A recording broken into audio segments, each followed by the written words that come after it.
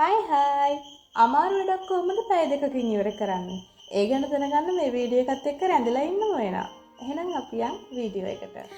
අද කාලේ ෆෝන් එක මැසේජ් නොටිෆිකේෂන් නිසා අපිට එක වැඩකට හරියට අවධානය දෙන්න බැහැ.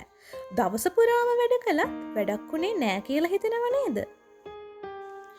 ලෝකයේ ඉහළම දියුණු වුණු අය. උදාහරණයක් විදිහට ගත්තොත් බිල් ගේට්ස් වගේ අය භාවිතා කරන රහස් ක්‍රමයක් තියෙනවා. ඒකට කියන්නේ ඩීප් වර්ක් කියලා. මේ ක්‍රමය පාවිච්චි කරලා ඔයාගේ අමාරුම වැඩේ පැය දෙකක් වගේ කෙටි කාලයකින් අවසන් කරන්නේ කොහොමද කියලා අපි බලමු. මුලින්ම අපි බලමු ඩීප් වර්ක් කියන්නේ මොකක්ද කියලා. සරලවම ගත්තොත් අවධානය බිඳින දේවල් වලින් සම්පූර්ණයෙන්ම මිදිලා උපරිම අවධානයෙන් යම් වැඩක නියැලෙන එක තමයි ඩීප් වර්ක් කියලා කියන්නේ. මේ ක්‍රමවේදය මගින් ඔයාගේ බ්‍රේන් මස්කල් එක දියුණු වෙනවා. මේ වැඩේ අමාරුයි. ඒත් මේකෙන් තමයි ඔයාට අලුත් වටිනාකමක් දෙන්න පුළුවන් වෙන්නේ. ඉතින් ඔයාගේ ඩීප් වර්ක් එකත් පැය දෙකක් වගේ කෙටි කාලයකින් අවසන් කරන්න මේ පියවර 3 අනුගමනය කරන්න. පියවර අංක 1. ඔයාගේ වැඩේට බාධාවක් වන සියලු දේවල් ඉවත් කරන්න. ඒ කියන්නේ ඔයා වැඩ කරන පැය දෙකට ෆෝන් එක සයිලන්ට් කරලා කාමරයෙන් එළියට දාන්න. ඔයාට කම්මැලි කමක් දැනෙනකොට ෆෝන් එක ආයෙ ගන්න හිතෙනවා නම් පැය දෙකකට ෆෝන් එක ලොක් කරලම තියන්න. පියවර අංක 2.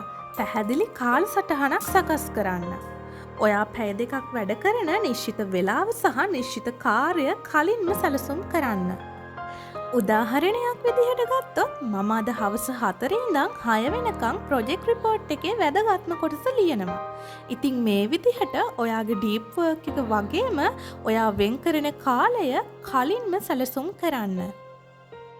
ඉතින් ඔයා තෝරගත්ත වෙලාවදී ඒ වැඩේ විතරයි කරන්න ඕනේ. වෙන කිසිම වැඩක් ඒ වෙලාවට ඇතුළත් කරගන්න එපා. පියවර අංක 3. ඔයාගේ ඩීප් වර්ක් එක පටන් ගන්න කලින් ඔයාගේ මනස සූදානම් කරගන්න. මේක හැමදාම කරන පුරුද්දක් වෙන්න ඕනේ. උදාහරණයක් විදිහට ගත්තොත් ඔයා වැඩ කරන මේසෙ පිළිවෙලකට සකස් කිරීම, වතුර බෝතලයක් ළඟ තබා ගැනීම, සංසුන් සංගීතයකට ඇහුම්කන් දීම, කැමති නම් කෙටි භාවනාවක් වුණත් කරන්න පුළුවන්. ඉතින් ළමයි මේ ඩීප් වර්ක් කියන්නේ එක දවසින් පුරුදු වෙන්න පුළුවන් දෙයක් නෙවෙයි. ටිකෙන් ටික පුරුදු වෙන්න. දවසකට විනාඩි 60කින් පටන් අරන් පැය දෙකක් දක්වා දිගු කරන්න. ඉතින් මේ ඩීප් වර්ක් ක්‍රමය සාර්ථක වෙන්න නම් ඔයාගේ මනසට අවධානය යොමු කරන්න පුළුවන් වෙන්න ඕනේ. ඒකට පුළුවන් අපේ විශ්වයේ හඬ සවන් දීම වීඩියෝ බලලා මුලින්ම ඔයාගේ මනස සූදානම් කරගන්න. ඉතින් ඊළඟට ඔයා කරන්න තෝරගන්න ඩීප් වර්ක් එක මොකක්ද කියලා පහලින් කමෙන්ට් කරගෙන යන්න. වීඩියෝ එක හොඳ නම් ලයික් කරන්න. ඉතින් තවත් මෙවැනි වීඩියෝ නැරඹීමට අපේ ලයිෆ් අන්ලොක් නාලිකාව සබ්ස්ක්‍රයිබ් කරන්න අමතක කරන්න එපා.